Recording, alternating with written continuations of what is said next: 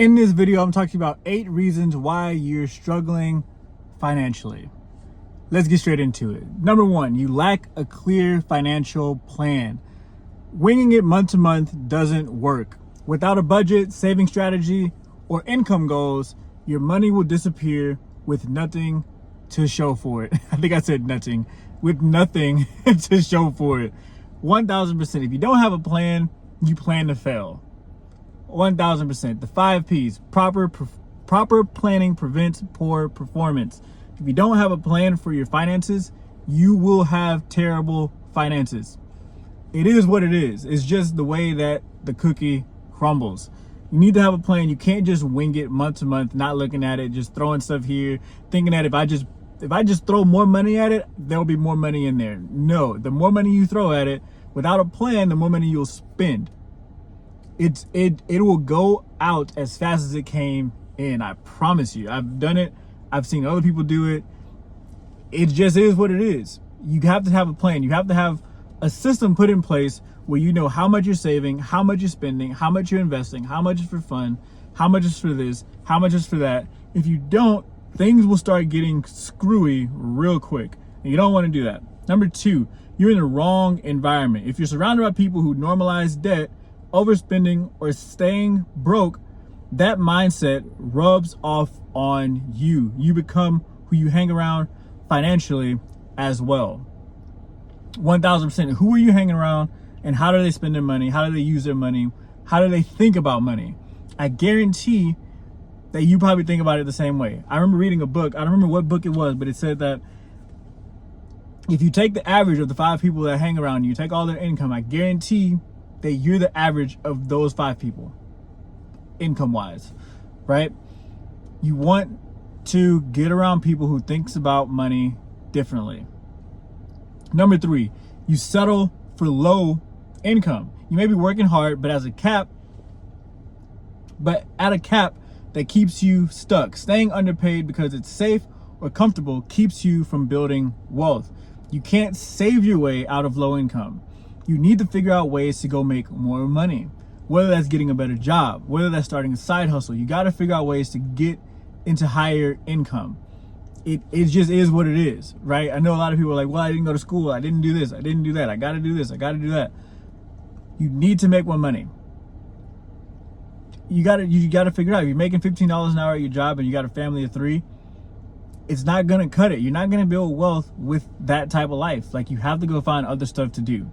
And no one's coming to save you, and no one can fix that problem. You have to fix that problem yourself. And then you have to do that through self-development books, getting around the right people, and just learning how to go create skills that build income. Go learn sales, right? You got to go find things that will attract more money, right? I work as a recruiter. Like, I've done that for 10 years now.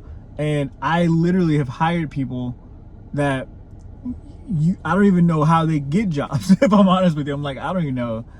I don't understand it, but it is what it is. But then there's people that walk in and you're like, oh, that person right there, sharp. There's certain people that you can look at. You don't have to talk to. You can look at them and you know that they're in the right environments, and that's somebody that you want to be around, right? Number 4, you avoid risk entirely. Financial growth requires risk. Starting a business, investing, leveling up skills, playing it safe often means missing the opportunity that multiplies wealth.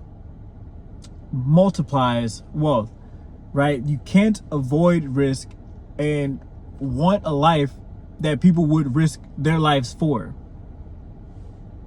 You see what I'm saying?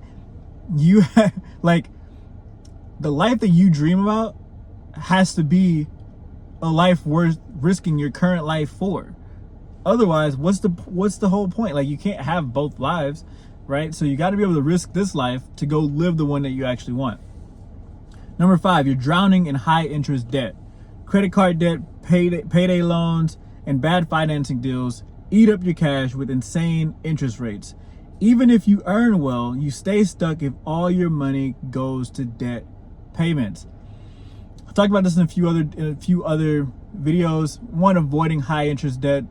If you have bad credit, chances are you probably have high interest debt if you're using credit, right? So You can't really avoid that other than fixing your credit. So go fix your credit so you can get low interest. Now, getting debt in general, there's good debt and then there's bad debt. There's liabilities like cars and like stupid crap, going on cruises, stuff like that, where you can accrue all this debt and it's just liabilities. Or you can go get good debt. Debt isn't necessarily bad, it's what kind of debt that you have. And so even in high interest debt, I'd rather you have high interest asset debt versus you have high interest liability debt. You know what I'm saying? I'd rather you be like, okay, I'm gonna buy this car. It's $100,000 car with terrible interest, but I plan to take this car and start a business doing Uber or I don't know, starting a Turo business and renting a car out, where I'm gonna make that money back eventually, versus the same person buying the exact same car at the same exact debt and literally just having it to drive around the city. You see what I'm saying? Both debt, one at least is gonna make money and create a passive income from it. Number 6, you lack skills that pay well. If your current skills don't match the marketplace's demand, your earning potential suffers. Learning high income skills, sales, tech, marketing, copywriting, content creation changes the game. Go find skills and go learn skills that will create you high income, period. Simple as that. Number 7, you don't value time as money. Wasting hours binge watching or procrastinating instead of using your time to grow, learn, build, or earn keeps your income and value stagnant. Now, there's nothing wrong with watching a show every now and then. There's nothing wrong with it. There's nothing wrong with taking, some time and watching a show on Netflix. Like, TV isn't bad. I hate when people go so far to the left or so far right, and they're like, you can't watch TV. You gotta read 100% of the time that you're doing. Like, enjoy your life, right? I don't know if you ever read Ecclesiastes, but eat, drink, and enjoy the day. However,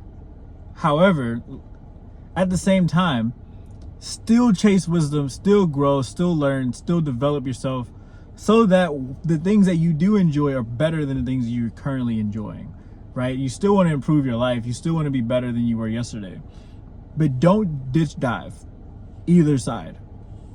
And last but not least, number 8, you keep waiting for the perfect time. You delay investing, starting, or changing because you're not ready. That fear of imperfection keeps you poor while others move forward imperfectly and get rich. There's never going to be a perfect time. It's all perception. It's all perspective. There's never going to be a perfect time. You'll never think you're actually ready. You'll always think that you're worse than you actually are. And sometimes you think that you're better than you actually are. At the end of the day, it really doesn't matter. And so, again, the 7 reasons why you may be struggling financially are the following. Number 1, you lack a clear financial plan. Number 2, you're in the wrong environment. Number 3, you settle for low income. Number 4, you avoid risk entirely. Number 5, you're drowning in high interest debt. Number 6, you lack skills that pay well. Number 7, you don't value time as money. And last but not least, number 8, you keep waiting for the right time. Hope this video helps. Hit the like button, subscribe to the channel, and I'll catch you guys on the next one. Peace.